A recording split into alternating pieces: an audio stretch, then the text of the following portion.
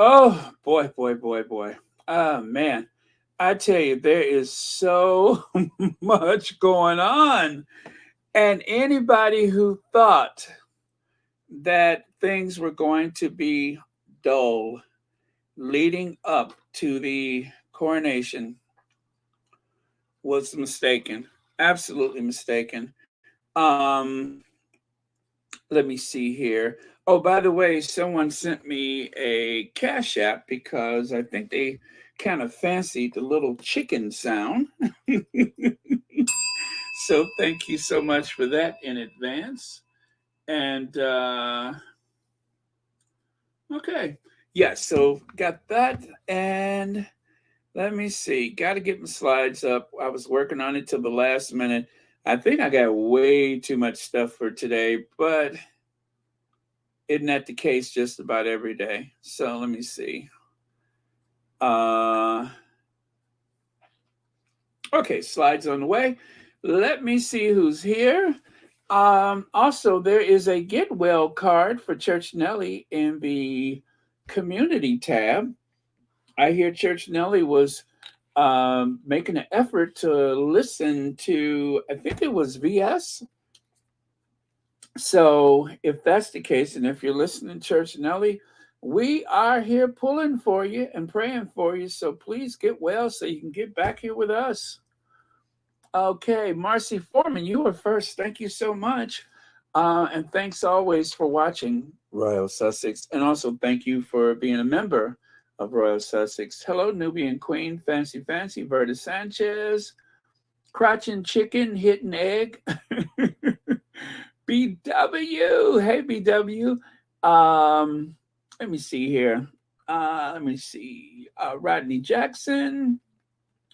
Connie Bomber. Hey, Connie Bomber.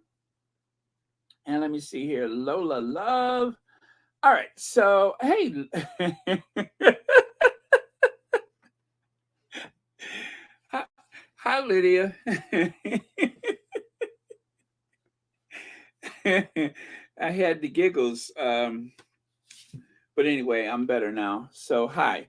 Uh, Perlina answer. Okay, so I'm just going to scroll all the way to the last one before I get myself in trouble.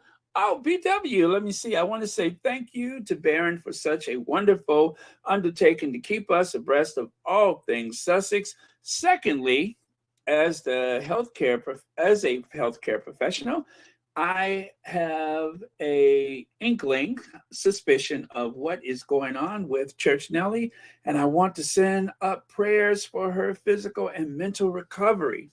Thank you so much for that, BW. Thank you. Yeah, and I think I had mentioned oh gosh, when was it? I don't think it's been a year, but I told you I had a cousin that had a issue with his heart, and the recovery has been long, and then he had to go back for more surgery. But guess what? He's back at work. He's back at work. So I'm telling you, medical science, caregivers, family, that is the three things that's very important. Trust the science, listen to your caregivers, and depend on your family.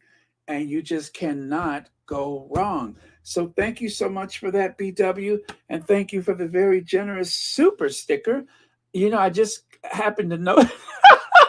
Didn't notice that at first, but thank you so much for that. I was so busy trying to see what you were saying, but thank you very much, and thank you for everything you do. And listen, you guys, healthcare professionals, they are on the front line, so listen to them and support them. Thank you so much, BW. All right, and Elaine Parker, thank you for the super sticker. All right, I am going to scroll down and down and down just to make sure. All right, so Karen, you're the Ozell Dunlap. Thank you. You're the last one here. Thank you. Mary H, Ozell, Karen, and Shelly L. Thank you so much. All right, you guys. We have a lot to unpack rather. Hey, RG Tessner. Um, I promise you, hope, it's so much going on. I'm doing my best, but I know you, well, first of all, let me see some hands for how many people like those short videos I've been posting. I hope those have been helpful. I'm planning to do some more of those, especially with all this stuff going on with the court.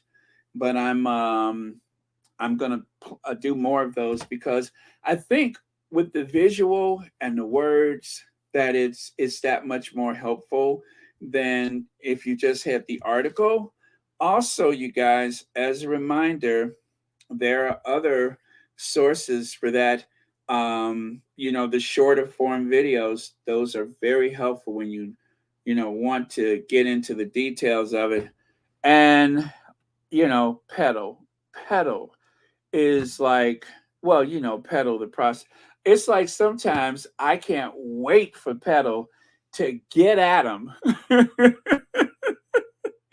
I would not be surprised if I saw Harry walk into the car after he leaves court and pedals like right there behind him. I would not be surprised. I'd be like, I knew it. I knew it. So, all right, you guys. So let's dig into this. First of all, let's acknowledge this. Dr. Shola posted this, and you may have seen it streaming on the news. Carolyn Bryant Dunham, dead at 88. The white woman who falsely accused and instigated brutal, vicious murder and lynching of 14-year-old Emmett Till 70 years ago has got no justice on earth. Her death is no justice.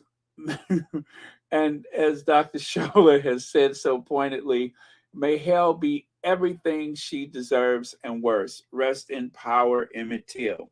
So, yeah, that happened. That is the lady who said that Emmett Till whistled at her or whatever. You probably know the story. It's been 70 years, I guess, since that happened, as Dr. Shola says. And I have to tell you, if there is a hero in all of this, it has to be Mamie Till. His mother was a force of nature. And I'm just so sorry that she has gone to her resting place, never actually seeing the justice that her son deserved. But I have to tell you, she was a absolutely courageous woman and a force of nature. The strength that she had all those years is something that I think a lot of people could try to emulate in their own lives, and you wouldn't go wrong by doing that. So that is the at least one of the heroes that I can name is Mamie Till, who had the courage to look upon her son, and even further than that, she actually had enough courage to show the world what they had done. And without that, the civil rights movement would not have progressed as quickly as it was able to progress. But it was a rallying cry for people when they opened up that box they sent up north. So, yes, Mamie Till, hero. Okay, so with that, let me see here. Uh, okay, I see some of y'all see exactly where we're going today. Verta Sanchez says, "Yes, sir, Baron. They actually found an arrest warrant for her the same time they arrested her husband and the other two, but the warrant was never served. She got sick and confessed she lied." Yeah, yep. And I think a couple of times there were some people that had actually went down there looking for her. And but yeah, she was protected by the community. So they say it's the New South, but in some cases, when it comes to things like this, it's the old South, the old North, the old East, the old West, the old everything But thank goodness that a lot of people did not let his death go, without something positive coming out of it. So, and that, of course, was the civil rights movement. Yeah, he was martyred, I suppose. Guess that's the right word to say. But yeah, he became a martyr. So thank you so much for that, Verta Sanchez. And Sun hacking case day 2. How a top Murdoch executive left Buckingham Palace talking to the hand. Now, what they're referring to is the fact that uh, I don't know how to explain this other than to say it like this. The Queen was getting no respect from her son. I won't even say whether or not William was showing a lack of respect because I'm not sure how he played into it. But I do know that Charles was very instrumental in the lack of respect that the Queen received from her lawyers. As I mentioned yesterday, Harry was hoping to bring about a lawsuit, or at the very least, force not a confession, but an apology. And of course, they said we're not in a position to do that. And even though the Queen had instructed her lawyers to go after these people, they just wouldn't do it. They just didn't. And they said that they seem to have received their instructions from Kensington Palace. I'm sorry, from Clarence House. And that does not surprise me. Now, I hate to tell you guys that I told you so, but didn't I just say yesterday? Haven't I said numerous times before that there was something that wasn't lining up with the Queen? Now, yes, the Queen was on the throne during a genocide, a massacre, and quite a few other things that happened in the past. She's never spoken up, atoned, or apologized for anything. But one thing I'm sure of is she loved her grandson, and she was crazy about Meghan. And not saying that any of these things happened because of Meghan. I would say that the love of her grandson was compelling enough. I believe that there was a limit to how much power the Queen had when it came to the men in the gray suits, which is exactly what Diana warned everybody about, and when it came to the institution itself. It seems as though the royal family has been puppets all along. That is something that a lot of people speculated about. And it seems to be that there is some truth to that, especially where the Queen was concerned. So people are saying in these spaces on the royal streets, I'm sorry, not the royal streets, but the Twitter streets, that the Queen obviously gave, okay, let's not say obviously, let's say possibly gave Harry the ammunition that he needed to take these people on, or at the very least, made it available to him in some kind of way. In some kind of way. I do believe that. Um, yeah, respect may vary. Um, and okay, so the recollections may vary. I just had a feeling the Queen did not write that. I have a feeling that there's a lot of stuff that the Queen's name was affixed to that had nothing to do with it. I believe that she was handled for quite some time. And Harry alluded to that on several occasions.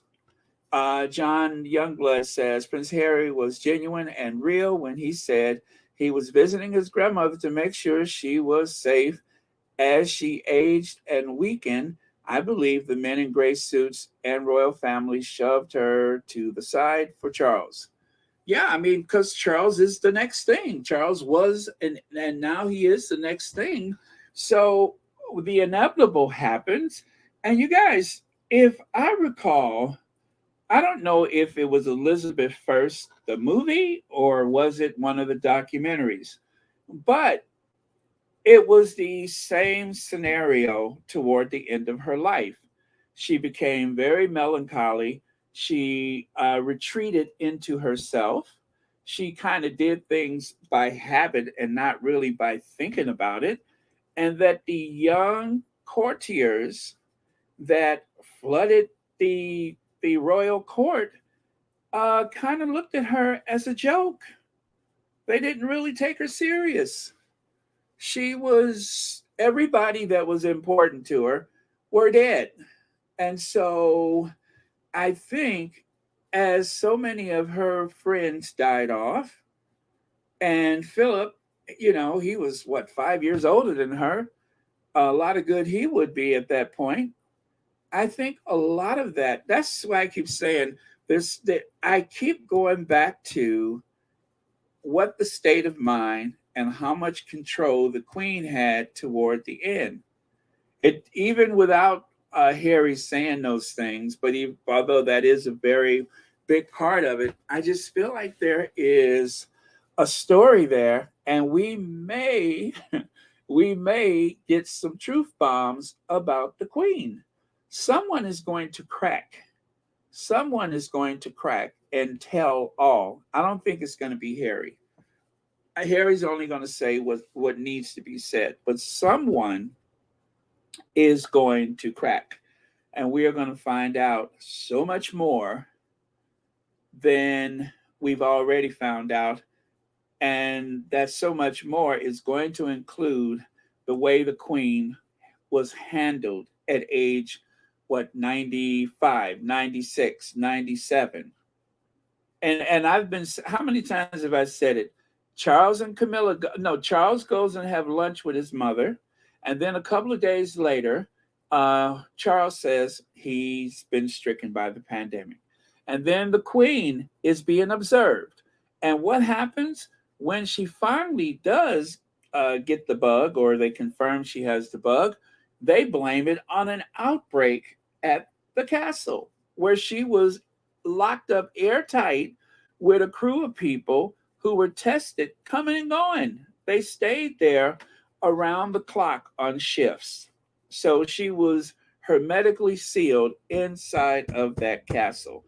But given the way we've seen the royal family prancing around without any regards to any type of hygiene or mask or anything like that, one can only imagine, how did the queen get sick? Not pointing any fingers, not even fat fingers, but how did the queen get sick? So if you have that little regard for your mother in a situation like that,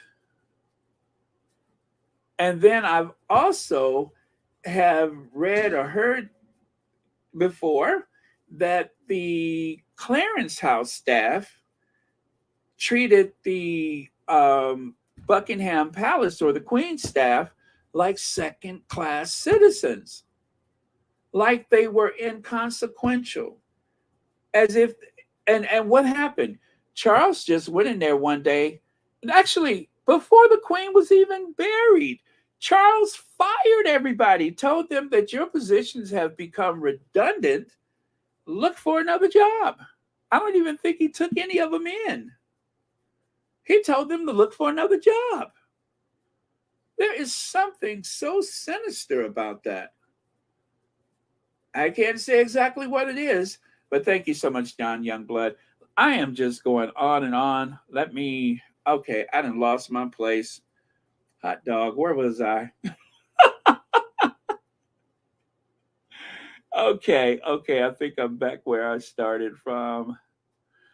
Oh, yes, thank you so much, Nathalando. Praying for God's hand to be upon Church Nellie, affecting healing to every fiber of her body. In Jesus' name, amen. Thank you so much for that. And you guys, don't forget, in the community tab, there is a card there. One of my little jobs that I made for Church Nellie. Wait till you see it. It's got one of her favorite people there. Okay, Lex says, one pegs the question. Nicely done. Thank you. How did Will get sick and Kate not? And not Kate. Okay, Legs, I have been confounded by that for the longest. And that's why every time I saw that family out visiting those children, out in those crowds with a mask and then not the mask, and sometimes no mask at all, I kept thinking to myself, how many of those unsuspecting children are going home to their family having been exposed to the royal family? Because we only could assume, we have no way of knowing, but we can only assume that they were testing like the rest of the staff, or like the people on staff, should I say, like the courtiers. But I'm sure that given the amount of narcissism that surrounded the White House, where there was a very lax attitude about it, I can't help but think that amongst the royals, there was equally a very lax attitude about the idea of exposing another person. Thank you so much for saying that, Legs. That is something I have been thinking about for the longest. I've seen photos, I've watched videos where they're around people, they have a mask on, but the family doesn't wear one. How about that? Let me see. Lauren Hamburg says, Baron, I agree with you 100% about the Queen being controlled and worked around in terms of the statements and decisions made in her name. But I believe that it started from the very beginning. Yeah, absolutely. I mean, all of the royals defer to their courtiers. That way they don't have to think. However, Harry, when Harry said there was a statement issued in both his name and William's name, saying that there was no, what was that? It was about bullying or something like that. William bullying him. Remember that one? And he said, was that in the book? I think it was. And he said, "Oh no, that was on the docuseries where he said, I never signed the statement. I've never seen that statement. I've never seen it." So the truth bombs are falling. The truth bombs are falling. Let me see. They took the ring off of Elizabeth I's finger and took it to James in Scotland before she died. Staff deferred to the Duke of Windsor before he got around to giving him the last shot. Oh, okay. I do remember that they took him the ring, but I didn't understand what circumstances it was before he got given him the last shot. Okay. Thank you so much for that. Yeah, that, to look at them as just a traditional family, which is what I have to try to explain sometimes to people close to me, because they'll say, well, why not? That's their brother, that's their sister, that's their mother, I'm like, no, it doesn't work like that. It doesn't work like that. Palace email says Queen knew Murdoch's UK group spied on her family. Okay, so the Queen spoke to her lawyer. Oh, matter of fact, let me get the slide up from yesterday, because I have a picture. Was it her lawyer or her communications person? Let me see here. Oh, goodness. Where is it?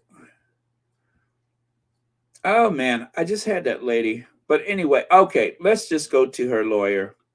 Go to the firm's lawyer, this guy right here. However, Harry said he was told shortly before his and the Duchess of Sussex's wedding that nothing could be done by Gerard Tyrrell, who the Duke later described as the institution's lawyer taking directions from Clarence House.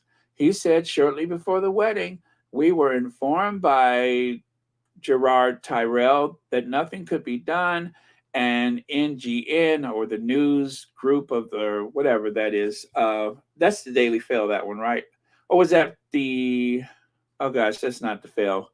Uh, that's the Mirror, right? Oh God, I can't remember which is which.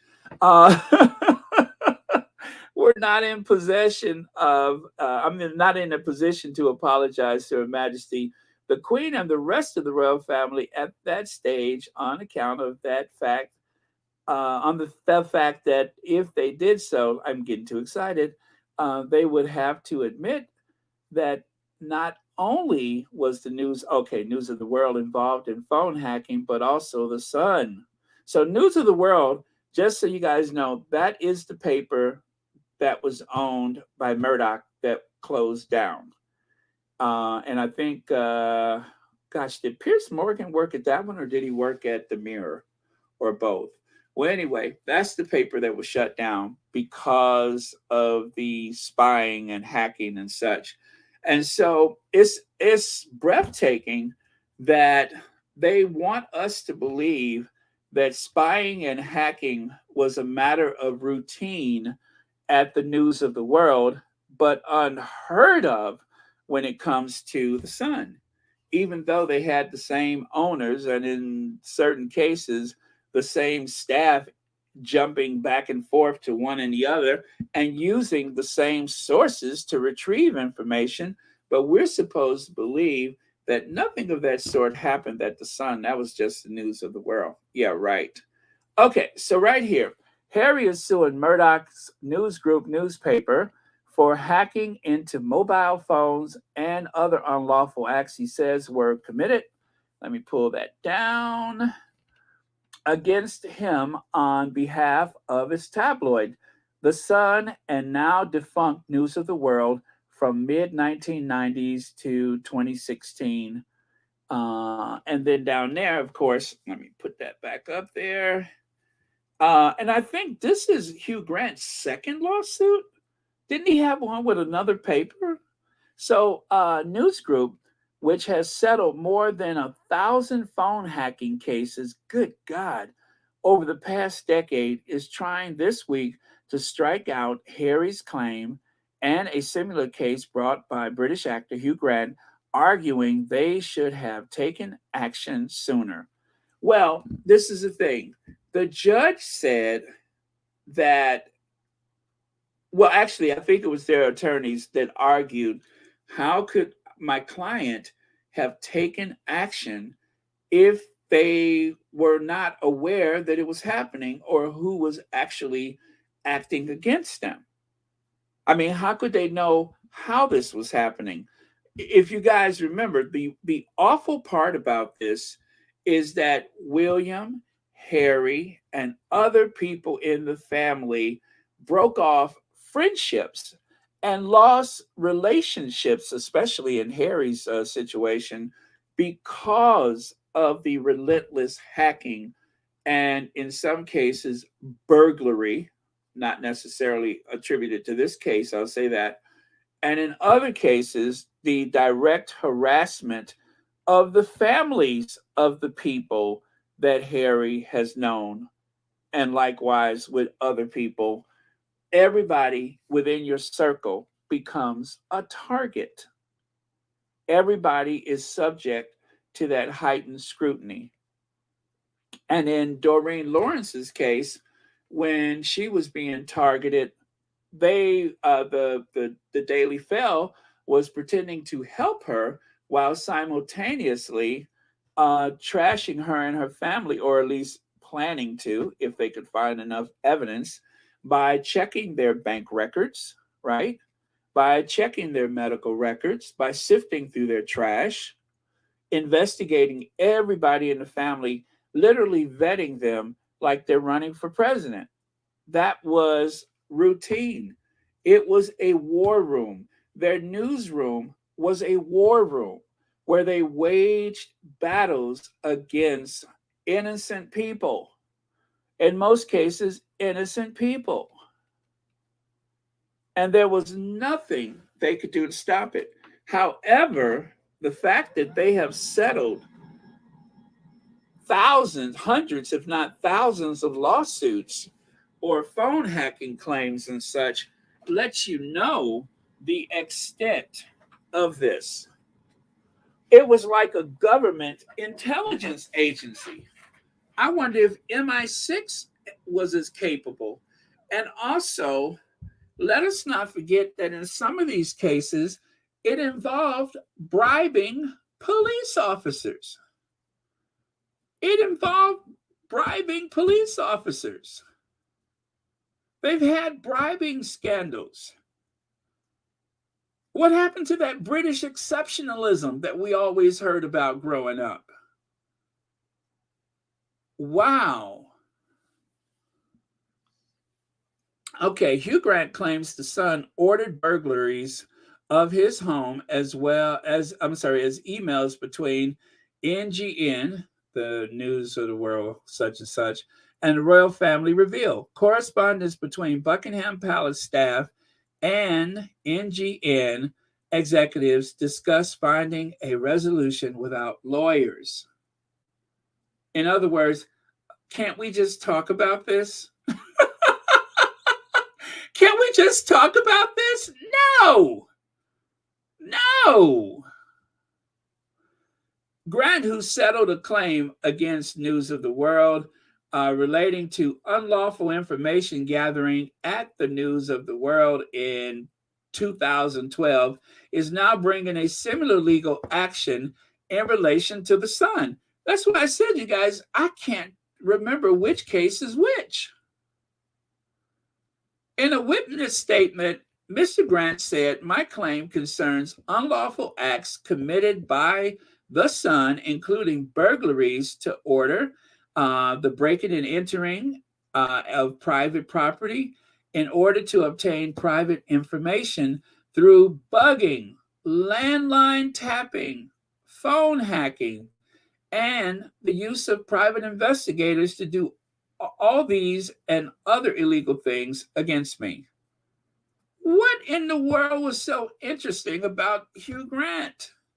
Mr. Grant said a private investigator informed him of the alleged unlawful activity in early 2022. So I think what happened was that they cut off some of these investigators and they started singing like Aretha Franklin. Also, I think a couple of them have gone to jail, and that was enough incentive to tell all.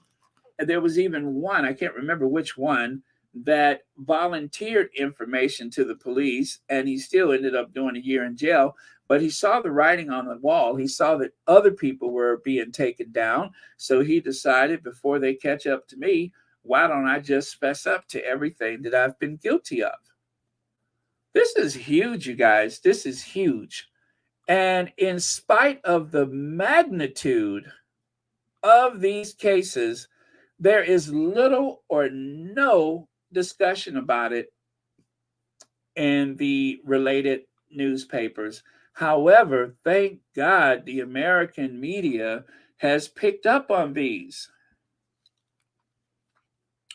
Melissa Johnson says, "Do you remember when Meghan Markle wanted to sue the Daily Mail and the lawyer of the institution said, yes, they will, but they never got back to her, so she took legal advice from somewhere else?" Yes, yes. When they found out, I believe the revelation was when they found out, and I believe was that while they were in Africa or before they went to Africa? They found out, well, you don't have to wait for an institutional lawyer. And I think that's one of the reasons why they were so furious with Meghan, is because Harry was trying to act through the institution. He was trying to go with the status quo. After all, whenever Papa had a problem, he went to his lawyers. When Willie had a problem, he went to his lawyers. So surely the institution will provide me with fair and legal representation. No, spare. No, they won't. And they don't mean to. They don't mean to help you. They will help themselves. If you guys watch the video that I posted um, last night, early this morning, you may have noticed that Charles had a ghostwriter write his story, tell his story, but yet, almost in the same breath, they will tell you, well, Harry is uh, throwing bombs at his family. He's launching bombs at his family and such. But you can tell your truth, but he's not supposed to tell his truth. What?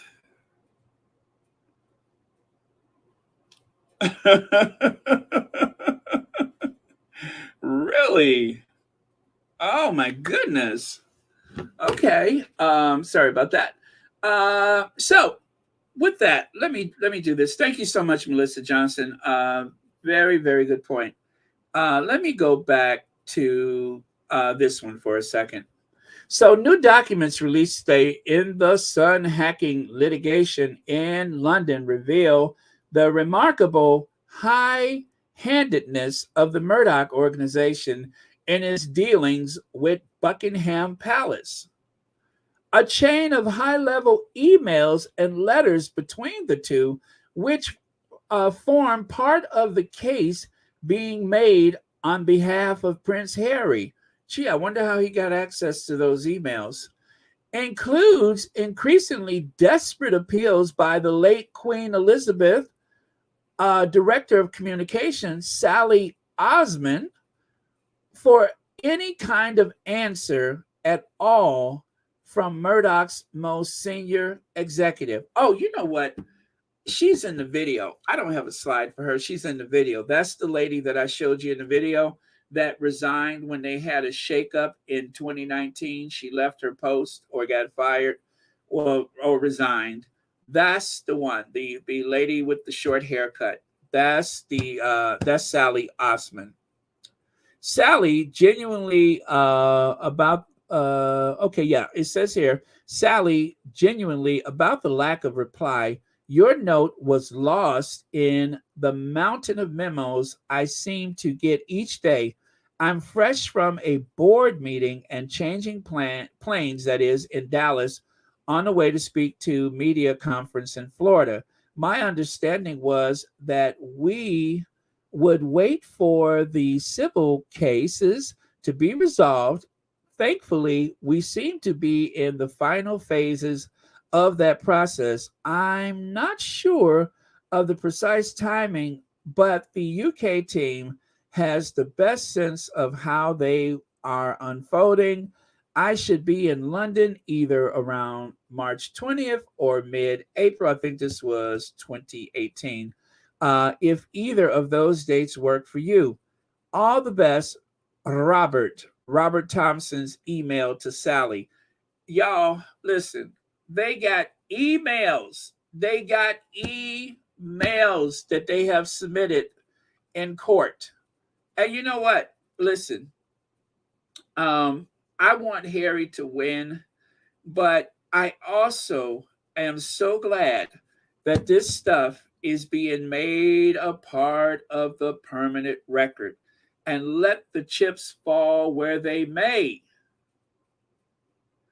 Anfu says, I now understand why security was pulled with immediate effect in Canada, leaving Harry and Meghan with a little baby Archie to the Derangers. What is frightening is father and son informed the press of Harry and Meghan's location, of course, allegedly.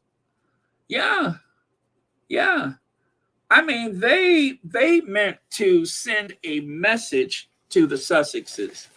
That was to send a message. Terry H says Harry stated that Elton John told him that he can seek legal advice counsel away from the institution, and that's what they did. Terry H, thank you so much for that. Thank you. Okay. I think that was when, okay, you're right. That was when it wasn't Africa. That was when Harry and Meghan went to Elton John's house when they went on that plane that Elton sent. That was, and they had to get out of Narnia and away from the control of the institution to be able to get good advice. Isn't that something? All of those suits surrounding them, and they had to get away from Narnia to get good advice. Terry H, outstanding. Thank you so much for that. Thank you. Okay. We're getting somewhere. Coralita Simone, thank you so much for the super sticker, and thank you so much for watching Royal Sussex, and happy Thursday to you. Okay, so that was part of that story right there from Byline Investigates. The palace was repeatedly told how busy Thompson was and how much he traveled, and when he himself eventually offered dates for meeting in London, they clashed with very obvious royal commitments, a Commonwealth summit, and Prince Harry's wedding. As an Australian, incidentally, Thomas was a subject of the Queen. So this lawyer, a subject of the Queen, decided that he would make himself available, but only when there was something to do with the royal family where there was no one available to meet with him, like a wedding or a Commonwealth situation. That's what they mean by talk to the hand. Antoinette Kennedy says, Baron, remember Harry and Meghan saw the Queen before the Jubilee? Let me see. I believe then is when the Queen gave Harry all the receipts when she realized the devil's son and his wife started to undermine the Queen. Antoinette Kennedy, that is what they're saying on these Twitter streets. That is what they're saying on these Twitter streets, is that the Queen either gave it to him or made it available to him. So I'm not saying that the Queen wasn't computer savvy, but someone the Queen trusted a lot arranged that meeting. Somebody, if you guys recall, the Queen decided to miss the, what is that, Mulberry Day, Maundy Day. That's the one where Charles and Camilla got booed really bad, where the guy said, called Charles Coronation Chicken. The other thing is William and Kate were on vacation as usual. And so the controlling elements in the Queen's life were not there. No William, no Charles, none of that. And so Harry and Meghan managed to slip into the country unnoticed. And then immediately after that, what did they do with the Queen? Banished her to Sandringham. And then after Sandringham, it wasn't long before she had to go to Balmoral. And once she was up there, nobody ever saw her alive again, except for that couple of photos we saw. How about that? So thank you so much, Antoinette Kennedy. Man, I tell you, what a twisted web we weave when first we practice to deceive. I got so much to do, so let me keep moving. Okay, we did that, right? Now, with all of this going on, you would think that Will and Kate would be with their staff somewhere, right? In a huddle, trying to sort things out. No, they're not. Look at what they're doing. They're rock climbing or descending or what is that? Kate changes into 370-pound jacket for Alexa Chung Bauber collection. What is this? The Prince William delivers dinner to mountain rescue team. Oh.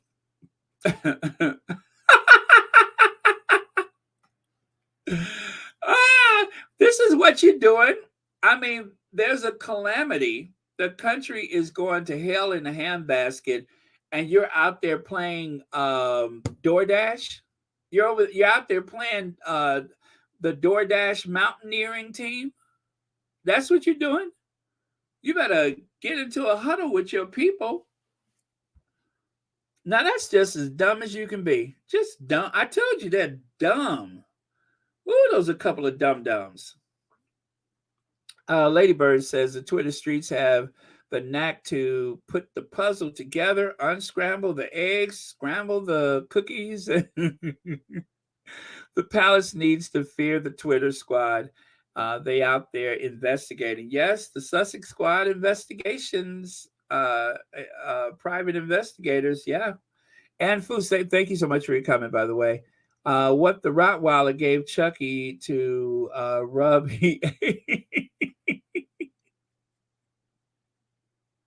Okay, I think I'm going to move on.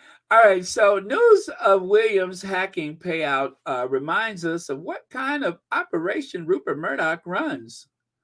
Yes, it does. It reminds us of how Rupert Murdoch operates.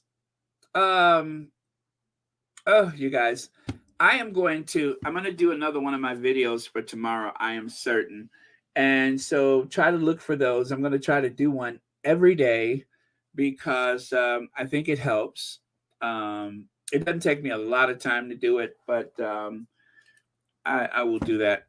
At least I'll try. Okay, so right here, Prince William relying on stepbrother Tom after efforts to speak out on Harry shut down. William has asked for a change of strategy from the royal family to better respond to the slaves of accusations Prince Harry has leveled against them. I don't know how he's supposed to help. I don't know how he's supposed to help. And you know what? That big, fat, giant head of his, all it needed was a fedora. Now the look is complete. If he don't look like Fred Flintstone, I don't know what he looks like. Every time I look at him, I just go, yabba dabba doo. If he don't look like Fred Flintstone, that big, gigantic, I'm so puzzled with him. I don't know what it is about him, but he just puzzles me. It's like part Camilla, part Winston Churchill. It's like part Camilla, part Winston Churchill. Oh, well. This is why you don't let kids play under the kitchen sink. There's all sorts of chemicals and stuff up under there. You don't know what it might do to them.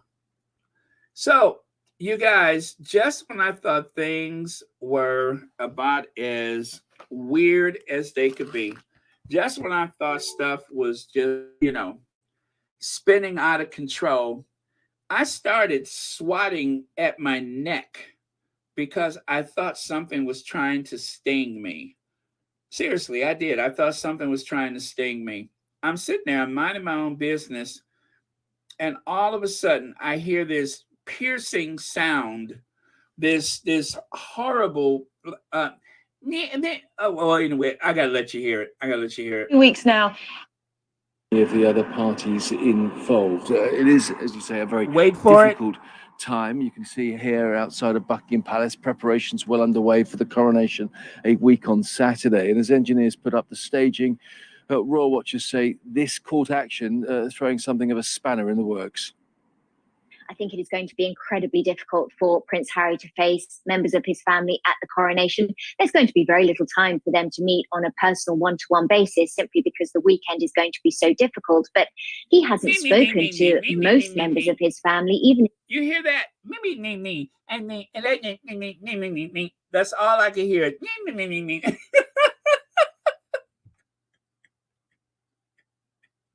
Brother, since the publication of Spare. When newspapers say Prince Harry's. So when I heard that piercing sound, it seemed like she was right in my ear. And then I noticed she keeps blinking. I think she's got her prosthetic lashes on because if you guys recall, her other lashes fell off because, well, I'm not going to go into all of that. Me, me, me, me, me, me, me, me, me, me, and me, the spare, me, Harry, me, and then the palace, me. I was like, oh God, it was like it was like something was tickling the hairs around my ear. Oh, it was just it's irritating. But yeah, with everything else going on, that was all I needed was me, and then me. Oh, girl. And to think, given her track record, why are they letting someone lacking credibility on television? Why? Has enough time gone by? Remember, she said, oh, I'm not even able to work. I can't leave the house. I can't eat. My lashes have fallen off. Oh, you seem to have rebounded. You have rebounded quite well. You're back. You're back on television. Your voice is just as sharp of pitch as it ever been. Spare me. Oh man, I was washing dishes and I'm like, what is that sound? And I turned around and there she was. And Megan, and Harry, this spare.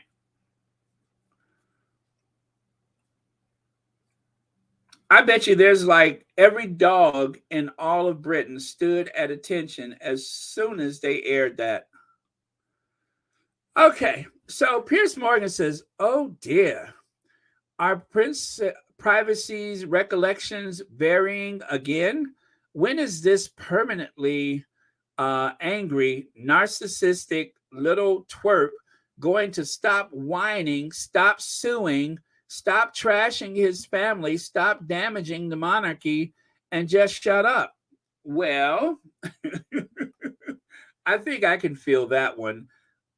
After everybody is on record and maybe a few people end up behind bars or quite a few $1,000,000 poorer than when he started his quest, when he started his life's work.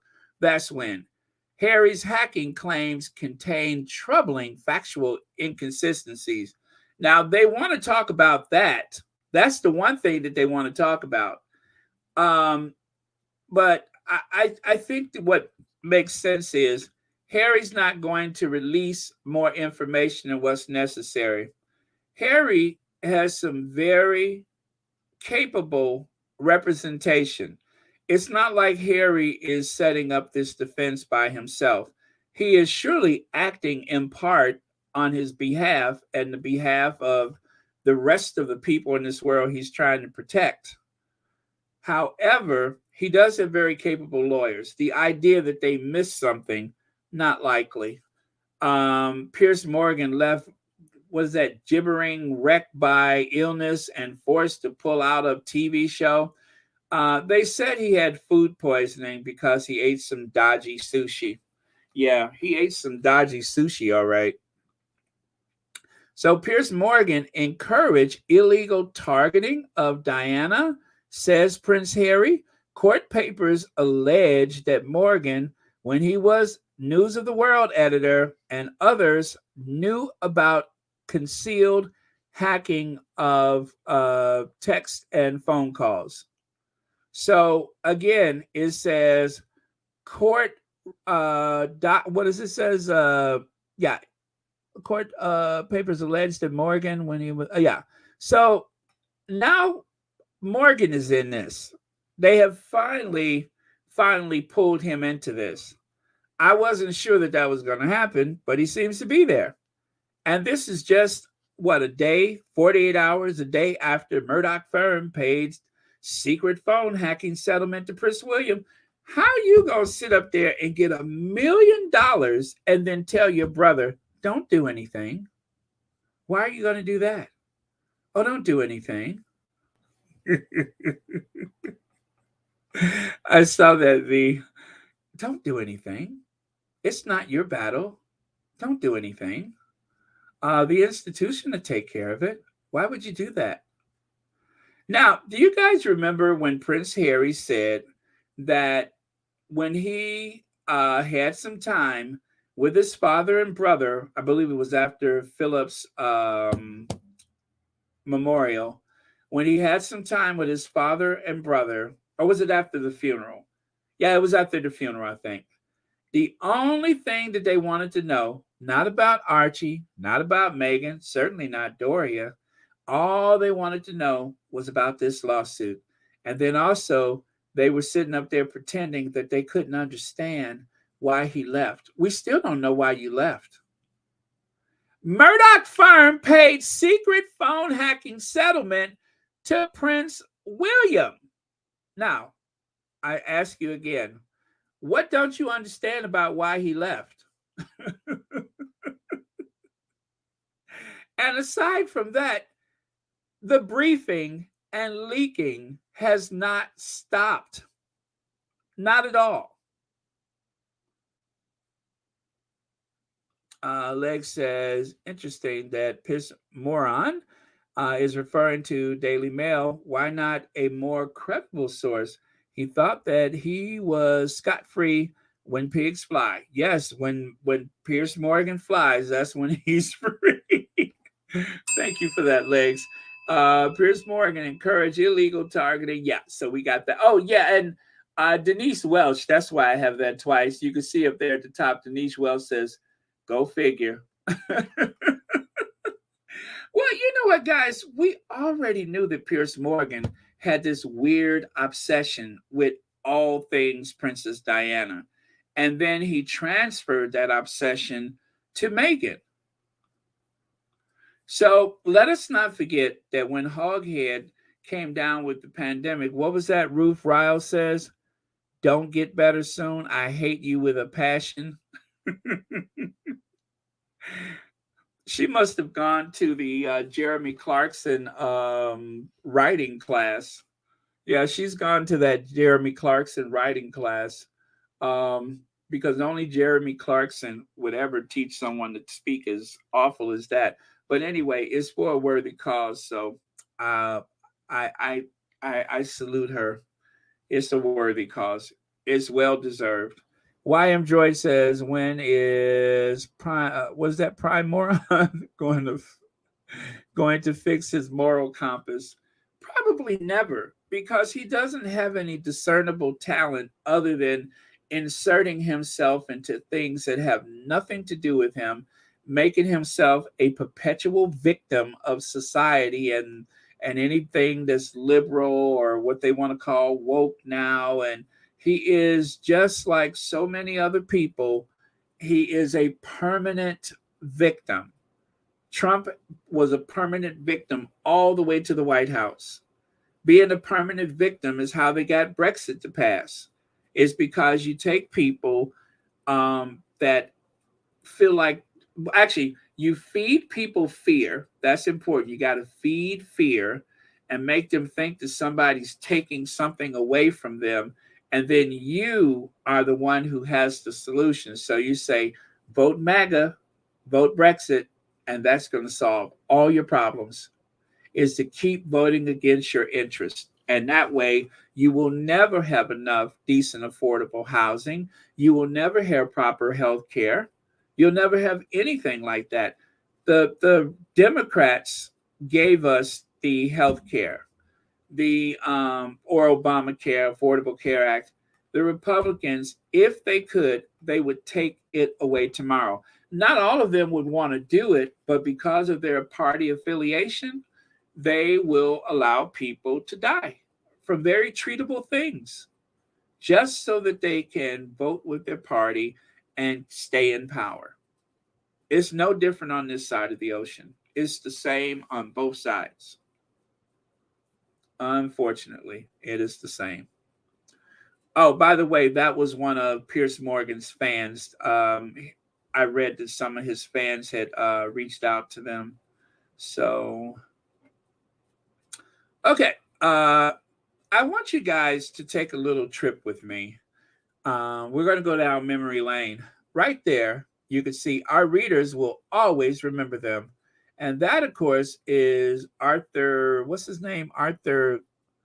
Uh, oh gosh, I just knew his name. Arthur Butthead something. But anyway, he's a photographer, and he's always around Charles and Camilla. Arthur Andrews, right? Yeah, Arthur Andrews. Okay, so Arthur Andrews is always around Charles and Camilla. He is their official photographer, and he's getting around good for someone his age. Right here, there's the son and Arthur Andrews. It's not Edwards. There you go, Edwards. Thank you. I knew Andrews sounded weird. Arthur Edwards. So there's Arthur Edwards.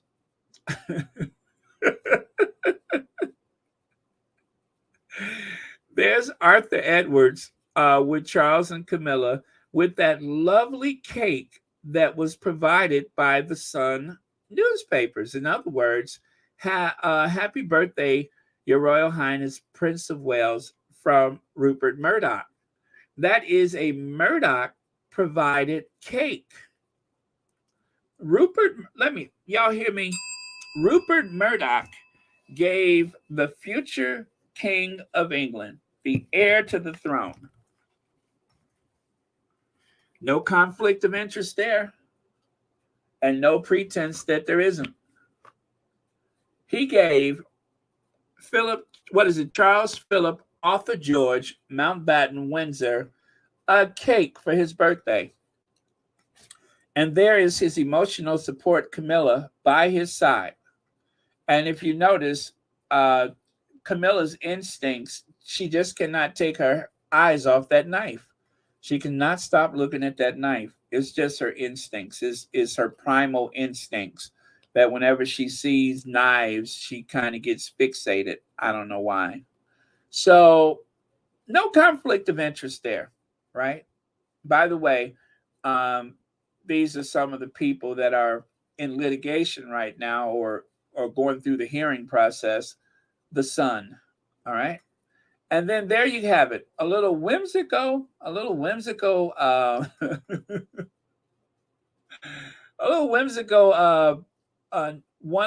single print newspaper. Raise a glass to old age Prince. Ha ha ha ha ha. And there's Arthur Edwards, just smiling and grinning and everything. Such fun. Now take a look here. There's Arthur Edwards spending his birthday, I suppose, with the Prince of Wales and the Duchess of Cornwall at the time. Clarence House, happy birthday to royal photographer Arthur Edwards. At the very least, they're wishing the photographer happy birthday. And there you can see on the left side, Manny Snappy Edwards. I guess that's his nickname. Manny, whatever, Snappy Edwards. Son legend Arthur is 80 years old, blah, blah, blah. Very cozy relationship. And then let's take a look right here. There's the Duchess of Cornwall visit Henry de Bromhead stables in Waterford and meets, Chattelham winner Honeysuckle. By the way, Camilla has the green jumper on, not the. Oh well. Anyway, on the day of one of the visits to Ireland, shooting something. So so he was on hand to take the pictures, but then take a look at the bottom too. The Duchess of Cornwall introduced me to Henry de Bromhead. This is on his Twitter account, by the way, during her visit to the stables in Knockeen County, Waterford, pictured by great photographer Paul Faith. So the photographer is being photographed with the future queen consort. And if you look on the right side, okay, after spending the day with Camilla, shortly thereafter, royal photographer stirs controversy by claiming Camilla is nicer than Princess Diana and easier to get on with.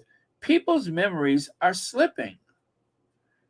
It is alleged, because I don't have the rest of the clipping, but that is what they are reporting that he said. I didn't hear it come out of his mouth, but I have a certain degree of certainty that that's correct.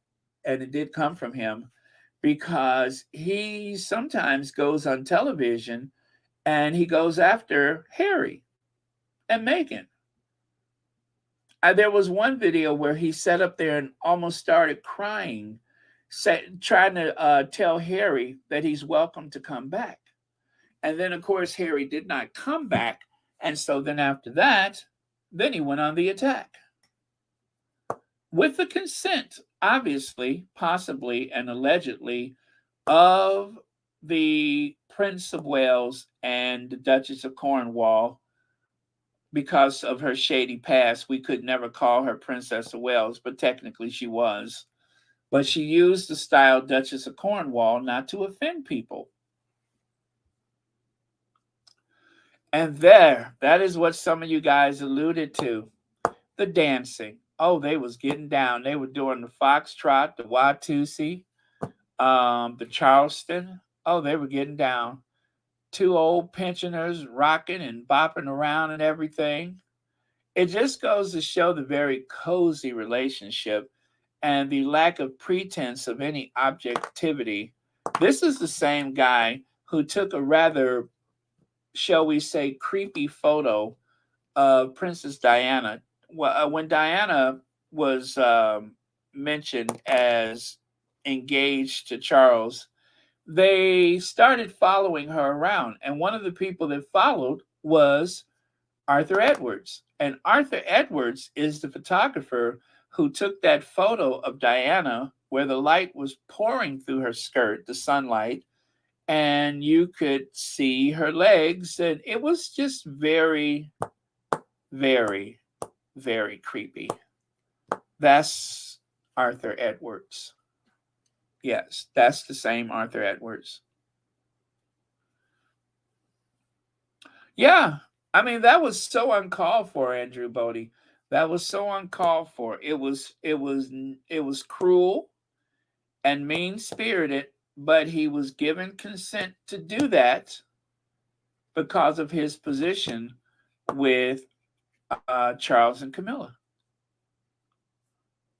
I told you guys they have been out to assassinate Diana's memory for years.